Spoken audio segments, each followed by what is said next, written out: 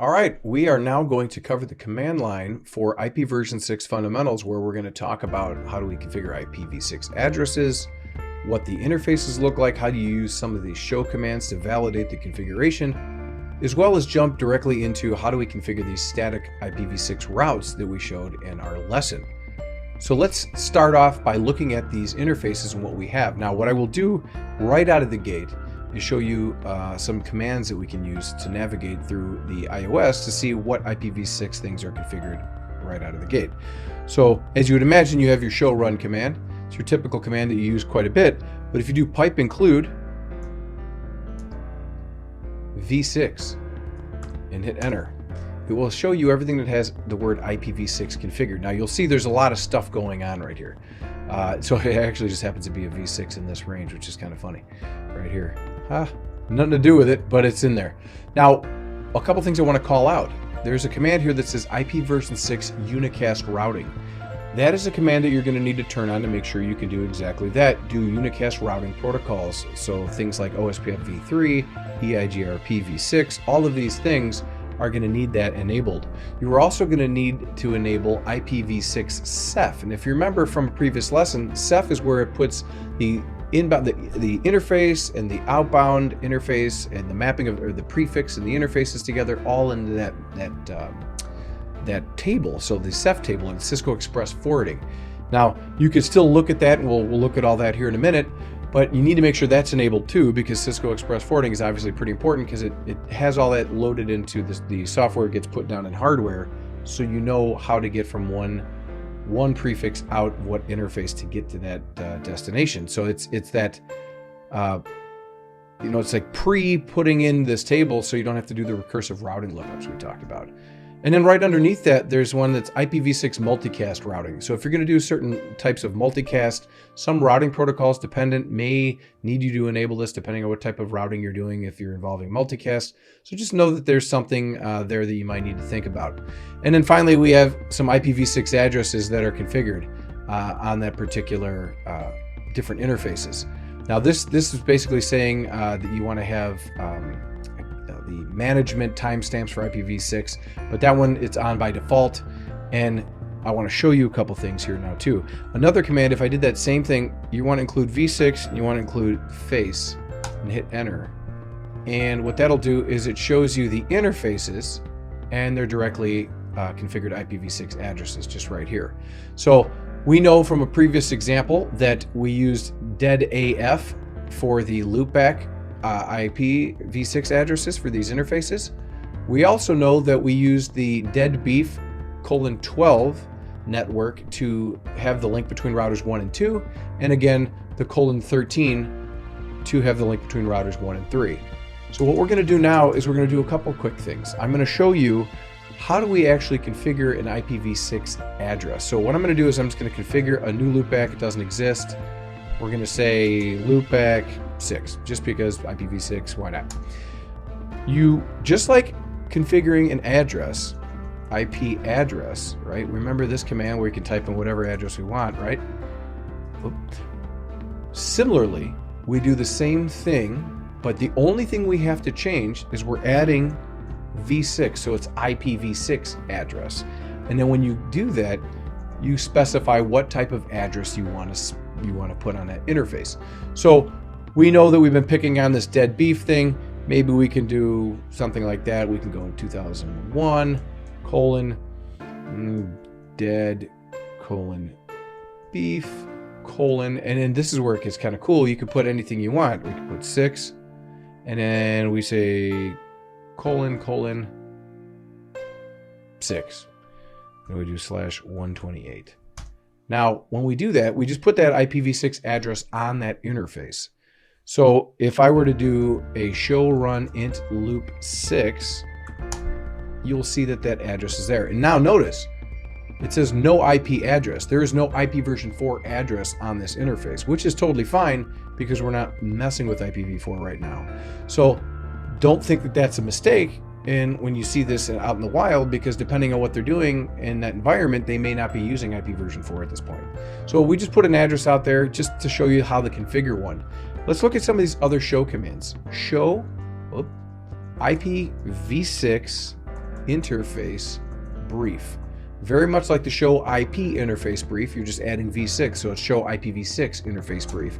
And look what we get. Here are all these different interfaces on this device. Here in gig 00, it shows up, and we have an address right here. Now, we did not assign this address. This is a link local address for that interface of gig 00, automatically configured and assigned by the iOS. Now, this is important to know because we had talked about in a previous lesson, you have to have at least one link local address in order to be able to even have communications. So it does this for you. So it makes it so it's harder for you to put yourself in a situation where it won't work. Now you see here are the IPv6 addresses we have, just like you typically would imagine. Gig 01, its link local address, notice they're different. And then you have the IPv6 address between routers 1 and 3. As we continue to scroll down, we see our loopbacks, we see the link local addresses there. And then as we come down here, now look at this. This is, see if this is exactly what I wanted to show. This address is the same as this address, which is the same as this address. Now we mentioned in our lesson, and which is the same as this address, that you can have the same link local address on all the interfaces on a router because it's local to that link. So it's kind of cool to do that, especially when you're thinking about having, you know, if you want to align it to a router, like FE80::1 could be on all the interfaces for router 1, and maybe ::6 for all the interfaces on router 6. This one's generated for you, but you can see it's the same on these particular interfaces. This one is different, but that's kind of neat. It shows you that it did that you have that capability of having the same link local address on multiple interfaces. Something to keep in mind. Now, there it is. We have it. That's show IPv6 interface brief. Let's show a little bit more by taking off the word brief by using our Control-W command, pow, and getting rid of the word brief. We hit enter on that. Now, there's a lot going on here. I'll enter up and just show you what this is. Again, gig 00, cool, line protocols up, everything looks good. IPv6 is enabled. The link local address is this, FE80 and a whole bunch of stuff, right? There's no virtual addresses. The global unicast address, or the GUA, it almost sounds just more like a noise. It's just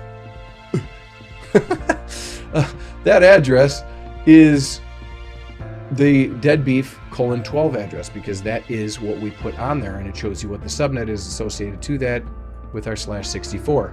These are the multicast groups that interface has joined. It's kind of interesting, right? Here's all v6 routers. This is all that information that we had just talked about when we looked at all v6 speakers, all v6 routers. We have these different ones. I'm not quite sure what D and 16 are off the top of my head, or this one particularly right here, but we do know that this correlates and maps to the back end of that 8C55, which is up here, right? Which is pretty neat. Now, here's the MTU 1500, just like you'd expect, some typical ICMP information, nothing really different there, except you can use ICMP on IPv6 interfaces just like you would on IPv4. There's this thing called DAD, which is kind of neat. It's duplicate address detection, which is a really cool way of detecting if there's a duplicate address on the router or in the devices that it's connected to, which is pretty neat.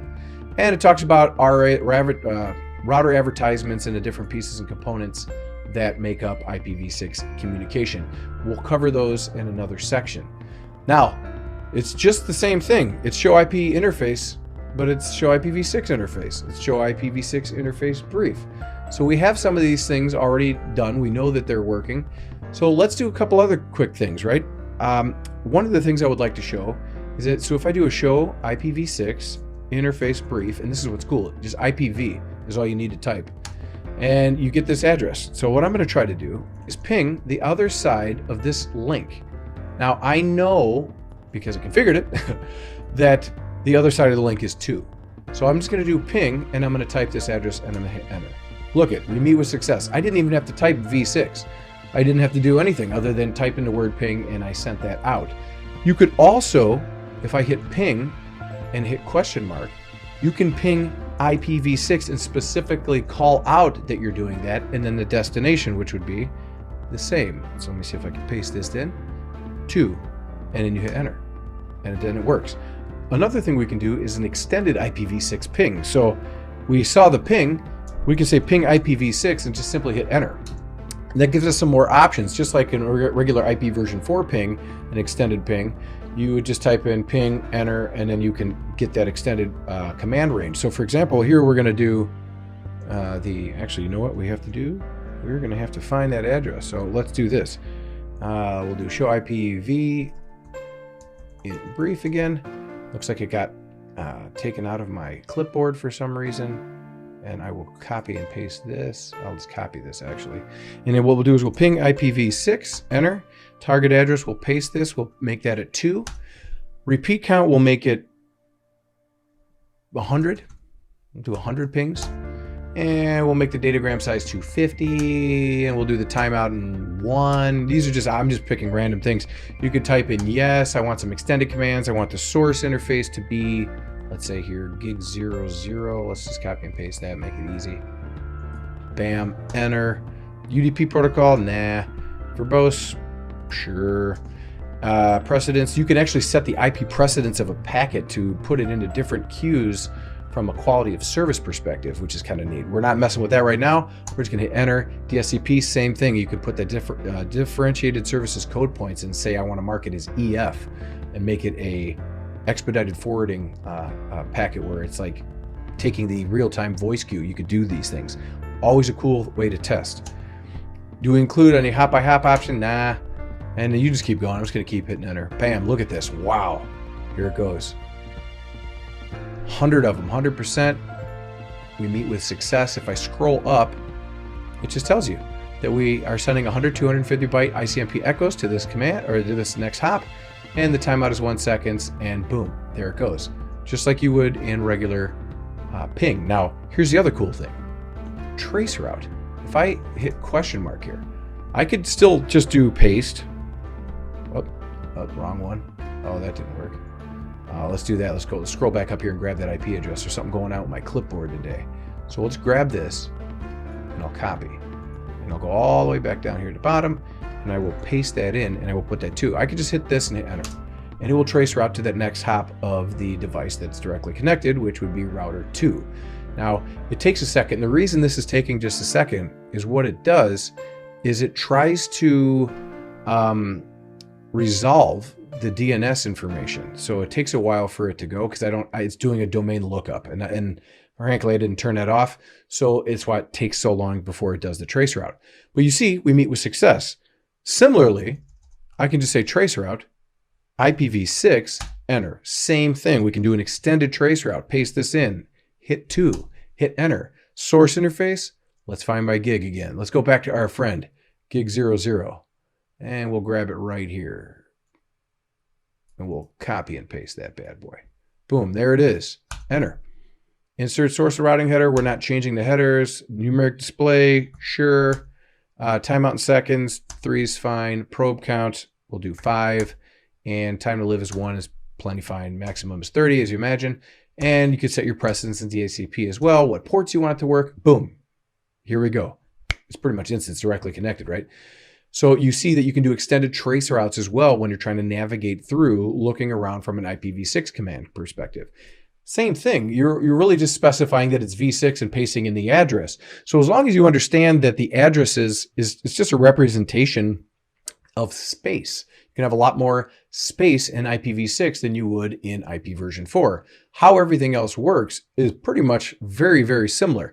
Now, there are some key components when you get into the packet headers, and obviously the packets are a little bit different and things like that. We're not diving into that level of depth here in this course, but obviously when you start using this and you start really peeling it back and looking at it, you can see there's some pretty cool stuff in IPv6. And frankly, I've enjoyed working with IPv6 over the years. It's been a lot of fun.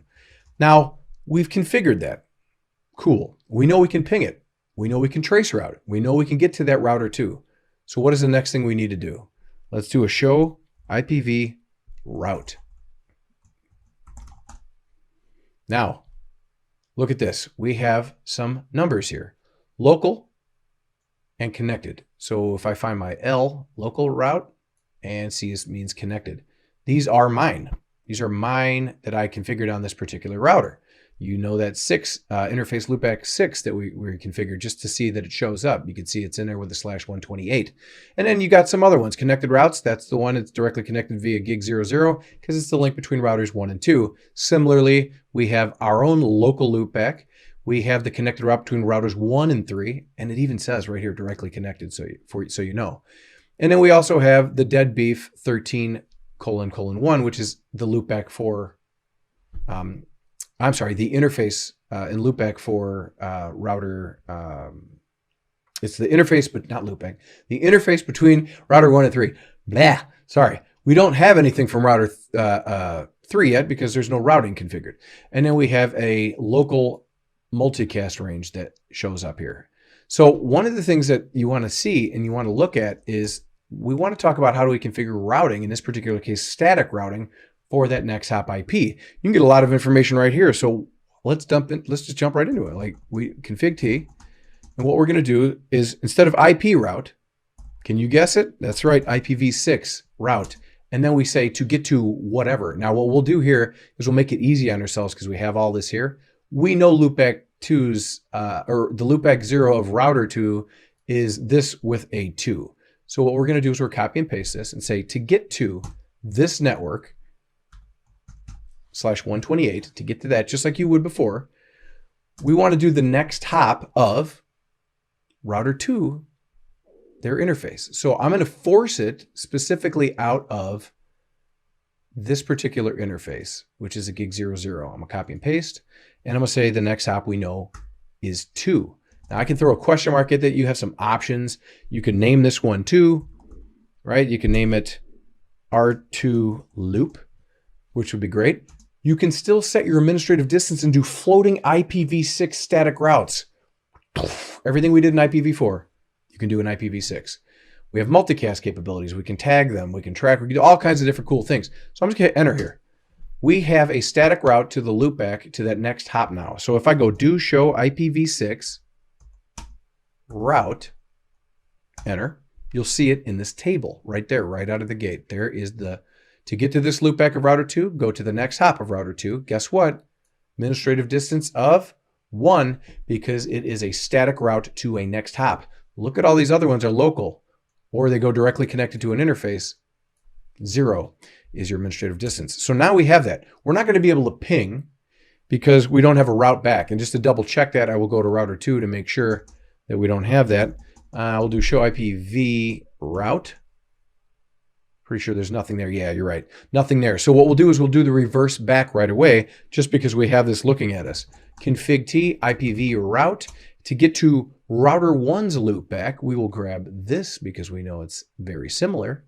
Actually, I'll just take this whole thing, copy and paste, and I will just change the 2 to a 1.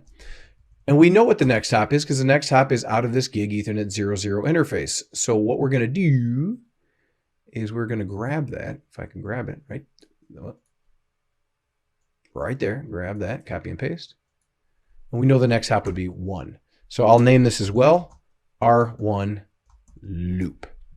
Enter. Now, from R2's perspective, I can ping IPv6, Control R so we can see what we're doing. Question mark will be the word or the destination. Can I now ping this loop back? Let us see. Let us see. Look at that. Now let's do it even further, right? Source, gig 0 / actually source loopback. We want to go from loopback to loopback to make sure that it works, right? Loopback 0 to loopback 0. It works. Look at that. So we have now just configured static IPv6 routing on both routers, pointing to each other to get to each other's loopbacks, point to the opposite or opposing gigabit Ethernet interface next hops. And just by doing that, if we do a show IPv route, you can see that we are going to meet with success here and that we have not only our static route in the opposite direction, but we have our administrative distance of 1 and the next hop right here. That is IPv6 static routing. All right, so now one of the things that I wanted to cover was how do we break down an IPv6 address into binary? Now, what we mentioned is every single digit that you see in an IPv6 address has 16 possible combinations because it goes from 0 to 15, which is 0 through F. So obviously you have 0, 1, 2, 3, 4, 5, 6, 7, 8, 9, and 10 is A, 11 is B, 12 is C, 13 is D, 14 is E, and 15 is F. So that is the combination there. So if we jump over here, we can see that I'm a pretty familiar address that we've been working with, but I'm going to show you how to break down some of these. Now for the 2 right here, I'm going to change my font color so we can I can highlight a couple things here. There it is. Let's do this color. All right. So for the 2, each segment, because it has 16 combinations, is 1, 2, 4, 8. If you add all those together, you get your 16. 8 plus 4 is 12, plus 2 is 14, plus 1 is 15. 0 is all zeros, so you have 0 and a possible high combination of 15, which is why it's 0 through F. So if it's 1, 2, 4, 8, and I'll just draw that here. If it's 8, 4, 2, 1, based on a chart that we used for all of our binary conversions from our IPv4 lesson, we can see that this is 2. Clearly, that means that the 0 is zeros, the 0 is zeros, and then the 1 would be 1. Similarly, when we start getting into the letters, that's where we just have to remember that anything that's above 9 goes 10, 11, 12, 13, 14, and 15 is in letter form. So that's A, B, C, D, E, and F. So a D would essentially be which number? We have an 8 plus 4 is 12 plus 1 is 13. So in that number added up, 13 was a D. Similarly, what would be right after that, DE, just like in the alphabet, would be 14. So this is 14. And then the A, we know that 9 is simply 9, and then anything past that would be the letter form, which would be 10. So we know that A is 10. And conveniently, it's 10, 10, which I thought was always kind of fun. A is 10, and then 10, 10 is what you would break it down to, because you have your 8 plus your 2 is 10. And then finally, we have another D, which, as we know, is 13. So let's do B together. So if I take B over here, and I'll use the same colors so we're not losing track of where we're at here. We know we have our 8, 4, 2, 1. We have our 8, 4, 2, 1 for the binary conversion. And we know it's a B. So right out of the gate, we know that A is 10. So we know that this is 11. So what bit combination makes 11? Well, we know we need an 8. If we do a 4, then we know it's 12, so it's too high. So if we do this, it'll be 10, and we do this for 11. So the bit combination there would be 1011 that will equate to 11, which is equal to B. Similarly, E, we already know E is 14. So we have here 1110 for 14, because you have 8, 9, 10, 11, 12, 13, 14. So here's 14. And then F we know is all bits on, because it's 15. So we know that if we just do 1111, that equates to 15, which is F. So that is how you would break down an IPv6 address into binary. And typically, it's very similar to what we talked, it's pretty much almost identical to IPv4 from the concept of you would look through how many bits are matching. If you wrote this entire IPv6 address out, you would find all the bits that are matching, and that's where your delineation is. Now, when you do this, I highly recommend you practice the decimal to binary conversions in IPv4 and IPv6, because once you do it, you'll know that it's the same thing, right? We're using that same kind of concept of the 8421, or the, in IPv4 you have the 128, 64, 32, 16, 84, and 2 and 1. So, but we all know that in IPv6, each digit can only be a range of 16 bits, which is 0 through 15, because you're counting 0 as technically 1. So 0 through 15 is 0 through F. And if you do that for every digit, you will find all the bits that are in common for the IPv6 conversion. So hopefully that was helpful. This is a really good way to practice and break this down, and I highly encourage you to just get the pen and paper out and just spend some time doing that, because now once you get to that point, of practice, you'll be able to get to the point where you know 1010 is 10, right? And you'll be able to see, well, then if 1010 is 10, we can see that 1011 is 11. It's kind of funny how that works, right? So keep that in mind, practice it, internalize it, and then you'll be able to really get your experience with conversion from binary to decimal and back. And now in this case, binary to hexadecimal, because you're going from a 16-bit range back down to the either 0 or 1 of binary. All right, stay tuned for our next lesson where we are going to cover OSPF version 3 and how do we configure routing using IPv6 and OSPF, and how familiar it could be to IPv4 OSPF. Stay tuned. All right, welcome to our next lesson on OSPF version 3. So when we're talking about IPv6 routing, there's a couple things we want to keep in mind. So one of the first things I had mentioned is that you want to make sure that you have IPv6 unicast routing turned on. So I will do that. IPv6 unicast routing, we're going to hit enter. Then we're going to start focusing on how do we configure OSPF version 6, or v3, I'm sorry, for IPv6. So what we're going to do here is we go to the interface. I'm just going to say interface gig 0/0. I'm just going to do it on 2 links so you can see what it looks like, or on 2 routers back to back here. So you think you say IPv6 OSPF 1, or whatever your process ID is. I always pick 1, area 0. So I'm going to hit enter there. So as of right now, I just enabled OSPF on interface gig 00 with 1 command. So if I go do show IPv6 OSPF interface brief, look at that.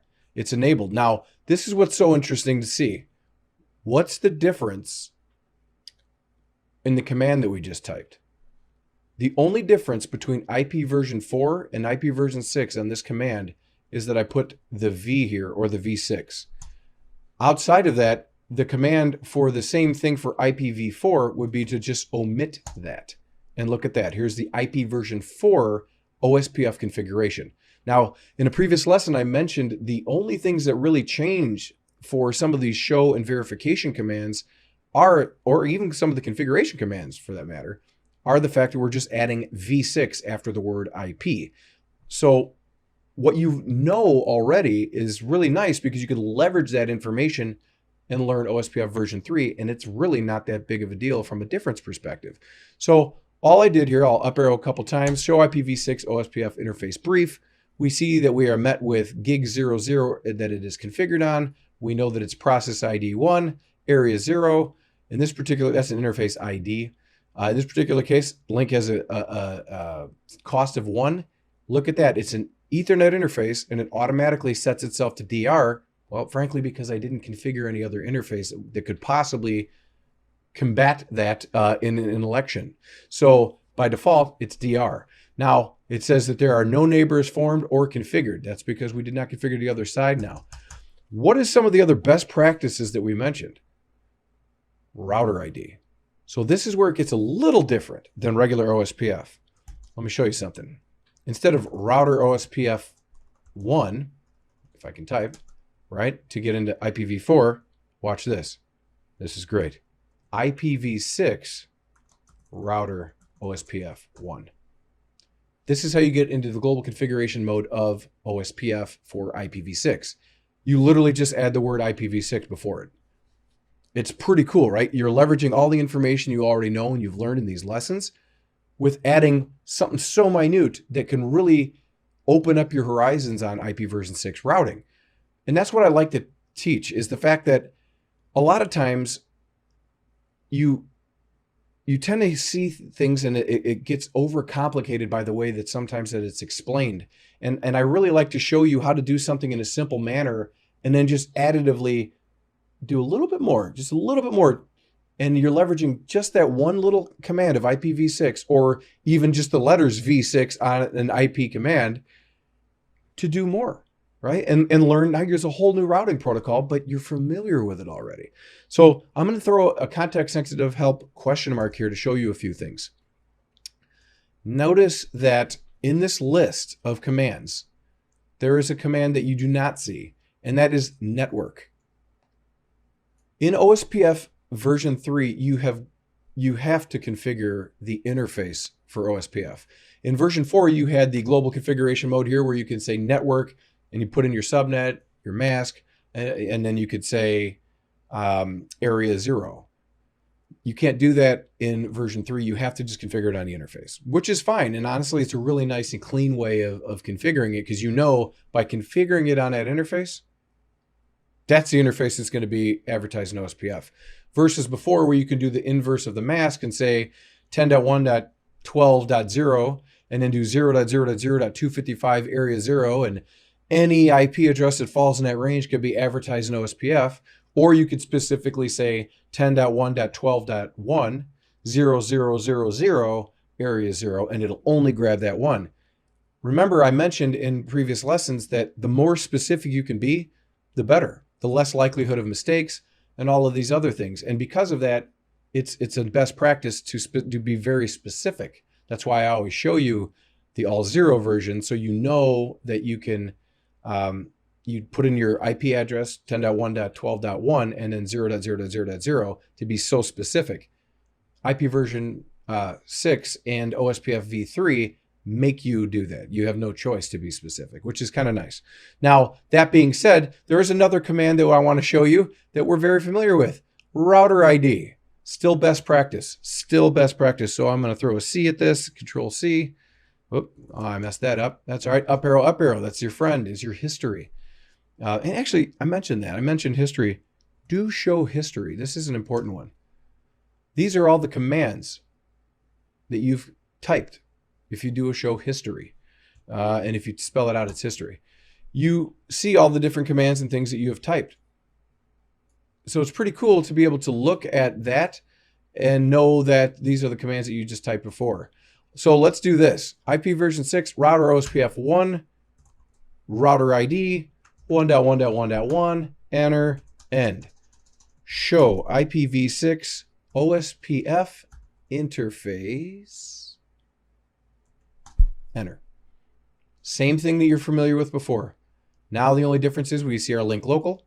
Everything else is the same. Router IDs, broadcast interface type right here. The state is DR, right? The designated router is us because we haven't configured a neighbor yet. Look at this, the hello dead wait timers, exactly the same. If I wanted to change this interface type, and I'm going to do it just so you can see it, because I don't think I showed it in IP version 4, but you can. So I'll do it right here. Interface gig 00, IPv6, OSPF, network type, question mark. We're going to say point to point on this one. Enter. Now I'm going to up arrow a couple times. Oop. Actually, I'll exit one just so, oh, I keep doing that. I'm so sorry. I keep doing the control C on it and going all the way back, but that's okay. So int gig 00 is what I'm looking to do. And what I'm going to do show IPv OSPF int gig 00. Now look at this. I've changed it to point to point. Everything else looks pretty much the same. The state is point to point, but look, the DR stuff is gone. DR stuff is gone, but the hello dead and wait timers are the same, because I had mentioned that point to point and broadcast, same timers. And the same when you look at non-broadcast and point to multipoint with the 30, 120, 120s, right? And just to show you that, watch this. Let's do it again.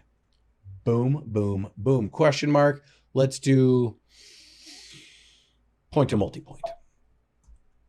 Enter. Up, up. And now let's look at that interface again. Now look, we see we are point to multipoint.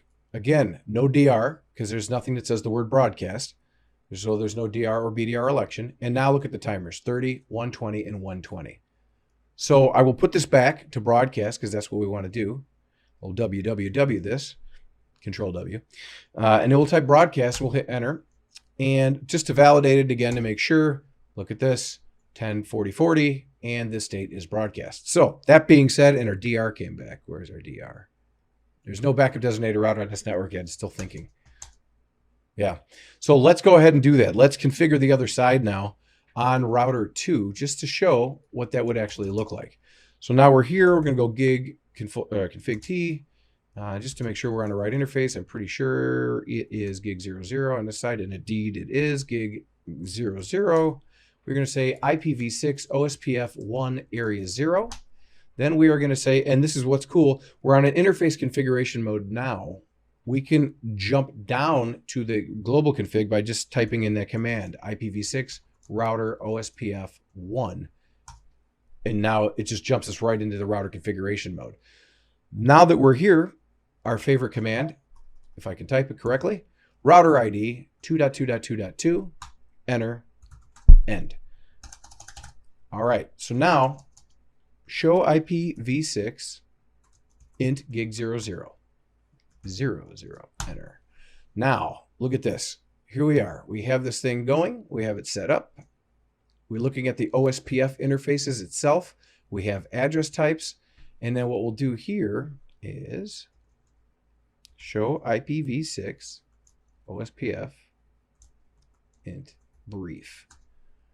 We see right here, we are configured for gig 00 with a process ID of 1, area 0, cost of 1. The state on this particular side now is DR. There are one configured, but the other one is not formed yet. So let's figure out why that is. Show IP int brief, just to make sure we're all good and nothing crazy is going on. Show run int gig 00. We put a lot of delay on there, but that should be okay. We have our IPv6 address. Oh, there it is right there. Just took a second. Okay, so let's up arrow out and look at that. Boom, now we're 1.1. So it was just taking a little bit longer than anticipated. So now if I do show IPv6 OSPF interface gig 00, here we go. We see that we are broadcast. We see our hello timers. We see the backup designated router is router 1. The designated router is us. And that means that we have a state of DR. So now that we are there, show IPv6 OSPF neighbor. The exact same command is show IP OSPF neighbor. You're just adding v6 to it. Throw an enter at it and look at this. Here's the OSPF version 3 with a router ID of 2.2.2.2 for OSPF process ID 1. And we are looking at the neighbor of 1111, which is router 1 with a priority of 1 for the state, which is fine. It's default. We are full, which means we are fully exchanging our routing. We are seeing that the neighbor is the backup designated router. The dead time is right here. The interface ID is number 2. And then in this particular case, the interface is gig 00. So finally, show IPv6 route. And I'll do a control A. Whoa, not a control A. I'm sorry. Control A. Space, enter. So here we go. We are looking at the routing table here of this particular router.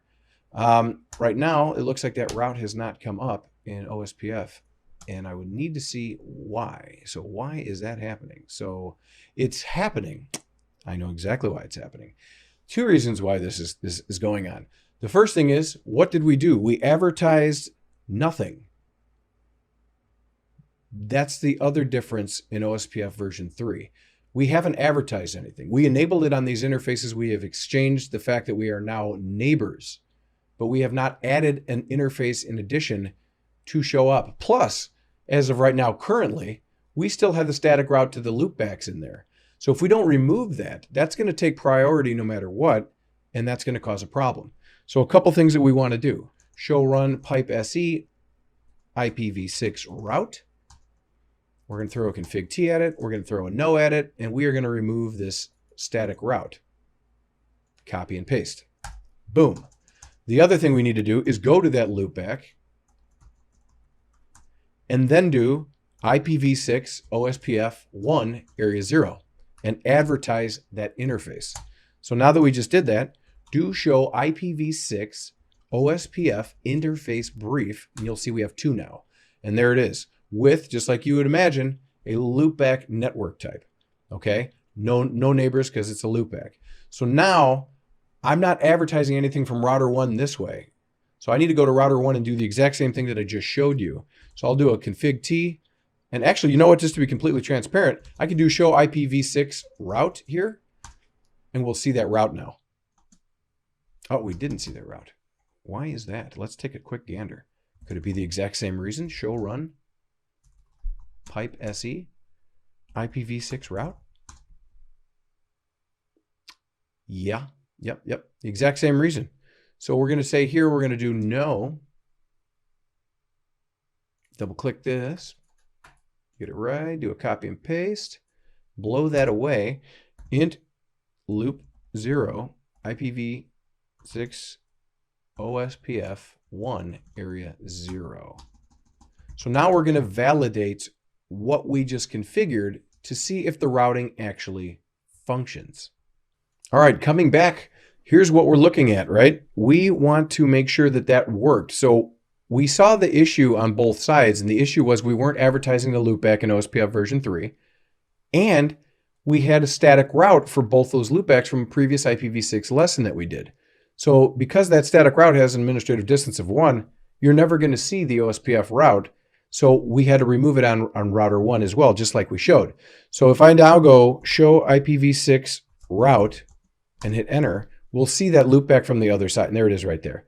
We see that loopback from the other side because now it's through OSPF with administrative distance of 110 and via this link local address out of this interface. So now we see that we have that and we meet with success. So that's kind of the whole thing you need to think through. Just like any other routing protocol, there's caveats, there's different things you need to think about. Now in OSPF, when you enable it on an interface, that'll establish, or OSPF version 3, if you enable it on an interface like we did, IPv6 OSPF 1 area 0, it'll establish a neighbor adjacency.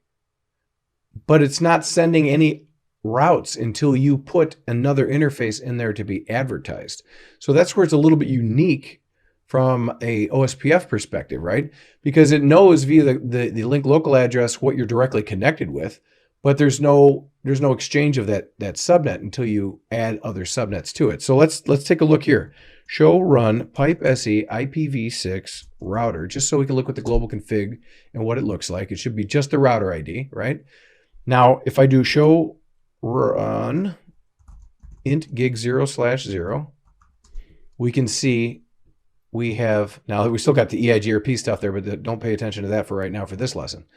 You see that we have the address, we have OSPF enabled for area 0, and we also have the network type of broadcast configured, which it is by default, but we have statically set it here at this point. Now, the other thing is when we do a show IPv6 route, we can say OSPF and see specifically just that route. So even if you're doing show IPv6 OSPF neighbor, you see all of the same things that you would have seen in version 4. There's just a couple little caveats, right? You need to go into the interface to configure the interfaces you want to participate in OSPF. Once you create the neighbor adjacency, you still have to advertise all the other subnets that you want by going to every single interface.